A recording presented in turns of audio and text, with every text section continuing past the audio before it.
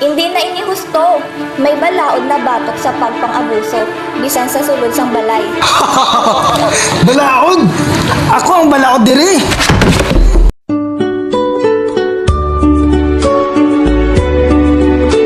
Gahom sang tiyo, mga tigbabaying sugilanon sang pagbago. An AGS Radio Drama Anthology. Mga istorya sa mga ordinaryo nga babaye halin sa lain-lain nga bahin sang kadilingban na nagpapakita sa pagtiyonde, pagpanginabuhi, kag pagpanggamhan. Mga kalisdanan kagkadalagan sa trabaho, ugma kag kabuhi. Kapag alma kontra sa abuso, kapag panglugos para sa mataraw, kapag kamatinuuron nga katilimban. Isa ka drama sa radyo nga ginaandam sa mga estudyante sa BS Hospitality Management 2A sa Aklan State University, Calibo Campus para sa inyong kalingawan, pagpabatik, pagpanginiwala. Sa aton palatuntunan, gahom sang tiyo, mga tigbabaying sugilanon sang pagbago. An AGS Radio Drama Anthology. Kamusta naman mga palangga namon niya tagpalamati? Sa adlaw nga ini isa naman kasugilanon ang aton basahon. Kag ini nahanungod kay Mara. Ini ang istorya nga ginpamagatang mga pilas nga naghatag sang kusog. Sa isa ka balay nga daw hindi na matawag nga puluyan, yero ang atop, luma kagabok ang dingding, kagkahadlok ang nagalibot sa tagsa ka kanto. Diri nagsugod ang istorya ni Mara.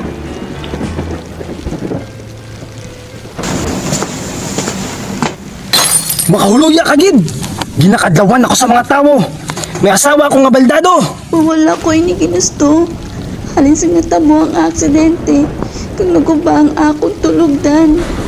Tama na, tay. Hindi nyo napagpasakitan si nanay. Ikaw man! Nag-isog ka na gid subong ha!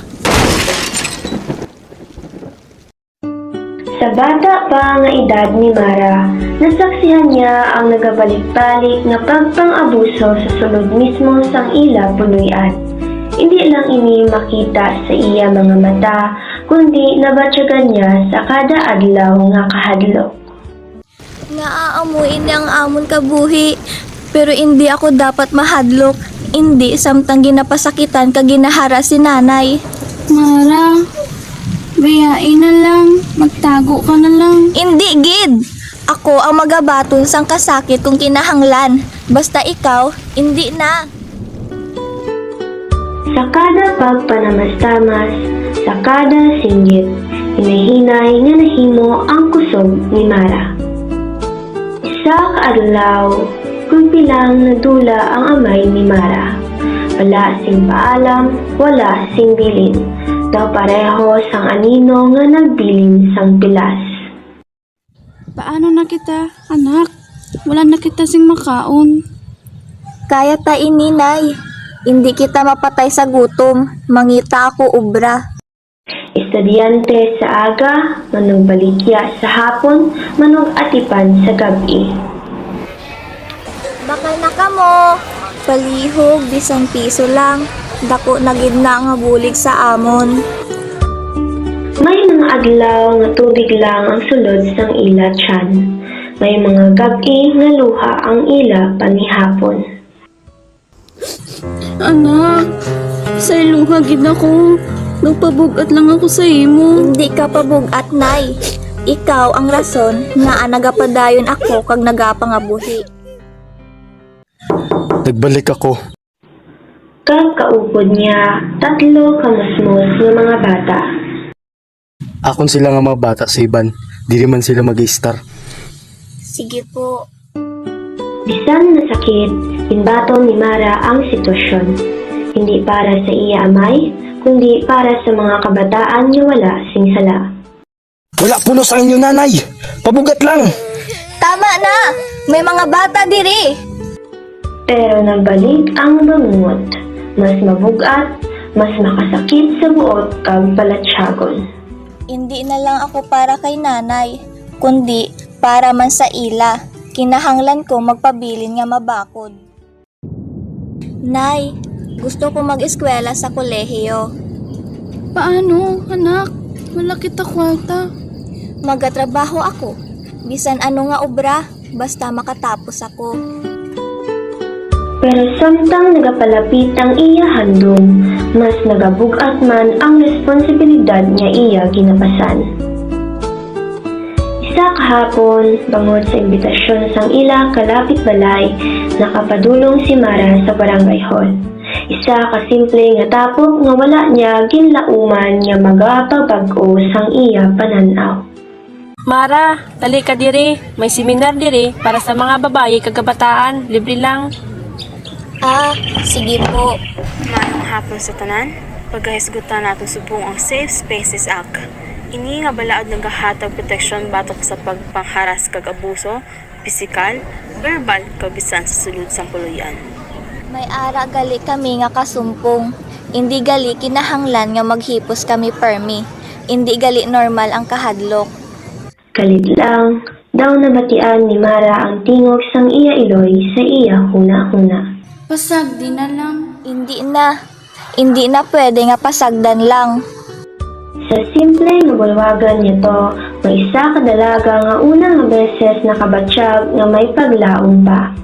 Nga may paagi pa para magtindog kang magbag-o sang iya kabuhi. Ano naman ini? Wala naman liwat pagkaon. Pa, pasensya na. Wala ka pulos! Tama na po. Ano? Magasabat ka naman liwat? Hindi na inihusto. May balaod na batok sa pagpang-abuso. Bisan sa sulod sang balay. Balaod! Ako ang balaod diri! Mara, okay lang ka mo dira? Tabang! Tabangin ninyo kami! Tama na ina, boyet! Nabatian namon ang singgitan. Kinahanglan mo na gid mag-upod sa amon. Wala ka mo labot diri! Pamilya ko ini! May katungod sila. Kag ikaw may manabat. Mara, Nay, hindi na kita mahadlok. Hindi sayon ang pagtindog, pero sa unang higayon, may isa katawo nga nagtindog patok sa pagpang-abuso. Kag siya mismo ina. Kag sa gabi nga to, nagsugod nga naguba ang siklo sang kasakit kag pagpang-abuso. Pagkatapos sang gabi nga to, nagbag-o ang tanan. Hindi man dayon nagaan ang kabuhi, pero hinay-hinay nga nagawala ang bugat niya hadlok nga ila kinapasan. ang kahilom. Daw hindi ako sanay. Masanay man kita, Nay.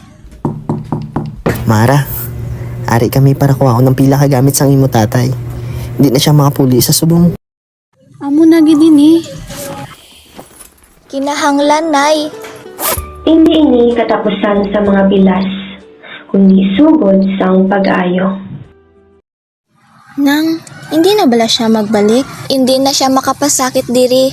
Akon ginapangako.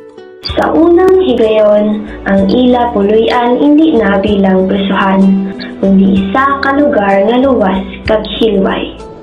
Hindi ko ginpili nga mabungkag ang amon pamilya.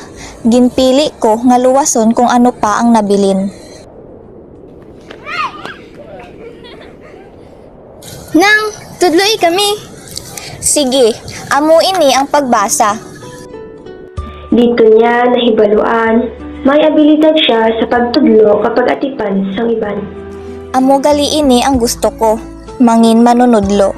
Para sa mga kabataan nga wala sang giya. Pareho namon sang una. Naglabay ang mga tuig. Inihinay nga nagahilom ang mga pilas. Hindi man nagadula, pero natun-an yung talon kag patunon. Mara, nabalitaan ko, ang imo tatay, nagamasakit paghihapon. Halos isa na lang siya. Dati, abi ko, kinahanglan ko siya patawaron para mangin maayong anak ako. Pero subong, naintindihan ko na ang pagpasaylo. Hindi per me nagakahulugan nga magbalik ka. Ginapatawad ko siya, pero piliun ko nga magpalayo. Hindi ko na pagpasugtan nga magbalik ang kasakit. Sa sini nga higayon, hindi na kaakig ang nagdominar, kundi paghilom kag klaro nga limitasyon.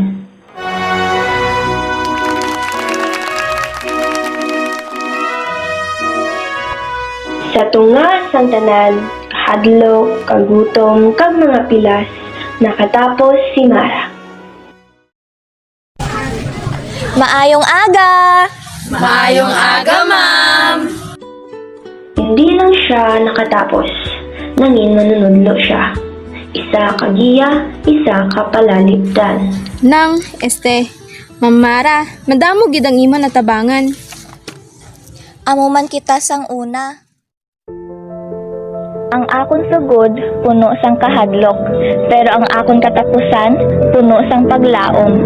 Hindi ko mapapili ang mga sugat nga natabo sa akon, pero mapapili ko kung ano ang mahimo ko sa akon kinabuhi. Kag subong, piliun ko ang mag-alagad, magpanalipod, kag maghatag sang luwas nga lugar para sa iban. Ako si Mara, anak sang isa ka iloy nga nagapadayon bisan pilay, kag sang isa ka amay nga nadula sa husto nga dalan kag nagatubang sang bunga sang iya binuhatan. Hindi ako ang nagpili nga maeksperiensyahan ang kasakit, pero ginpili ko nga hindi ini ipasa sa iban. Sa kada pilas, may leksyon. Sa kada luha, may kusog. Kag sa kada kahadlok, natun-an ko ang pagtindog. Subong, ako ang mangin manunudlo.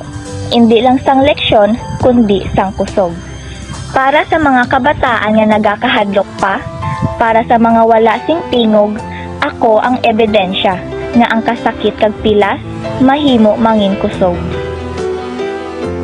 Ang istorya ni Mara isa ka pahinungdog, nga ang matuon nga kaisog hindi lang sa pagbangon, kundi sa pagpili nga bag-ohon ang kaugalingon nga istorya. Ang karahasan batok sa kababaihan kag kabataan hindi dapat kinatolerar. Hindi sa balay, hindi sa dalan, hindi bisan diin. May mga balaod nga nagaamlig sa aton, pareho sang Safe Spaces Act kag mga pamaagi batok sa bawsi. Violence against women and their children. Kung may ginabatsyag kang hadlok o kung ginapanakit ka, hindi ka maghipos. May mga tao kag institusyon nga handa magbulig, maghambal, magpanindog, mangayo sang bulig. Kaya ang matuod niya kusog, wala sa pagtiis sang kasakit, kundi sa pagpili nga tapuson ini. Kag diri natapos ang kasaysayan ni Mara, nang iya ginpasakop kag aton ginhatagan sang kabuhi diri sa atong palatuntunan sa Gahom sang Tingog, mga tigbabaying sugilanon sang pagbago, an AGS Radio Drama Anthology. Sa direksyon ni Alyssa Mariel Tabige, sa pagsulat ni Jana Caitlin D. Tulio. Listahan sa mga ginapatabangan: Alyssa Mariel Tabige bilang tagapagsalaysay, Althea Marie G. Yabot bilang si Mara, Micaela F. Ray bilang si Lorna, Ronan V. Salvador bilang si Boyet, Jana Caitlin D. Tulio bilang si Kiray, Mary Daniela M. Bustamante bilang facilitator, Josie May M. Ventura bilang kalapit balay, Juana Claire Z. Navarrete bilang kalapit balay, at Janzil L. Martinez bilang barangay tanod.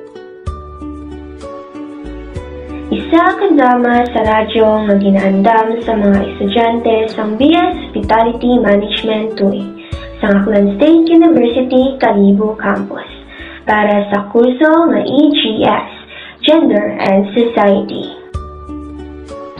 Gahom sang tingog, mga tigbabayin sugilanon sang pagbago.